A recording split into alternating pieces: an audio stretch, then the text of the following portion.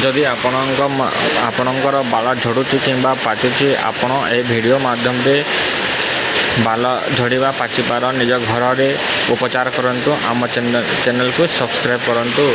Third statement अच्छे जदि आपण मानकर चुटी पाचुची किंबा झड़ुची ताहेले आपण माने आयुर्वेदिक उपचार करंतु। उपचारटा है सकाळु भात खाई सारिबा परे आपण माने कड़ा राशि आउ गुड़ गोटे चामच खाई पानी पीबे।